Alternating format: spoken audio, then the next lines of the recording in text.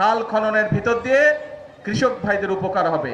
কৃষক ভাইদের উপকার হলে কৃষকরা ধীরে ধীরে স্বাবলম্বী হবে, এবং কৃষকরা স্বাবলম্বী হলে এই দেশের অর্থনীতি ধীরে ধীরে মজবুত হবে। এই দেশের অর্থনীতি মজবুত হলে এই দেশের মানুষের অর্থনীতি মজবুত হবে।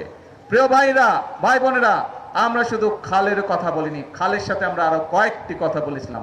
আজকে আপনাদের এখান থেকে আমি যাব চাঁদপুর সদরে, সেখানেও দুটি কর্মসূচি রয়েছে। এই ফ্যামিলি কার্ডের লক্ষ্য কি? এই যে আমাদের ছোট ছোট বোনেরা এখানে দাঁড়িয়ে আছে, দেশনেত্রী খালেদা জিয়া যখন দেশ পরিচালনার দায়িত্বে ছিলেন, তখন এই যে আজকে যারা শিশু এখানে দাঁড়িয়ে আছে, মেয়েরা যারা, নারীদের শিক্ষা ব্যবস্থা উনি ক্লাস 12 পর্যন্ত, ক্লাস 1 থেকে ক্লাস 12 পর্যন্ত উনি বিনামূল্যে করে দিয়েছিলেন। আজকে আমরা সিদ্ধান্ত নিয়েছি দেশনেত্রী খালেদা জিয়ার সেই কর্মসূচিকে আমরা আরো আগিয়ে নিয়ে যাব, এবং ইনশাআল্লাহ আমরা এই যে মেয়েদেরকে শিক্ষা ব্যবস্থা ইন্টারমিডিয়েট পর্যন্ত ফ্রি আছে, এটাকে আমরা ডিগ্রি বা স্নাতক পর্যন্ত আমরা ইনশাআল্লাহ ফ্রি করব।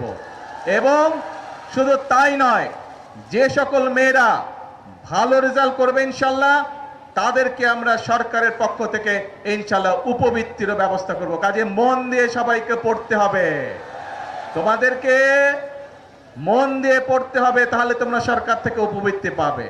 এখন আসুন প্রিয় ভাই বোনেরা, কেন আমরা আমাদের মায়েদেরকে বা আমাদের বোনদেরকে শিক্ষিত করতে চাই, একই সাথে তাদের হাতে ফ্যামিলি কার্ড তুলে দিতে চাই? কারণ এই দেশের জনসংখ্যার অর্ধেক হচ্ছে নারী। আমরা যদি আমাদের প্রত্যাশিত বাংলাদেশকে গড়তে চাই, তাহলে এই নারীদেরকে যদি আমরা স্বাবলম্বী না করি, শিক্ষিত না করি, অর্থনৈতিকভাবে স্বাবলম্বিত না করি, তাহলে আমাদের এই দেশকে এগিয়ে নিয়ে যাওয়া সম্ভব না।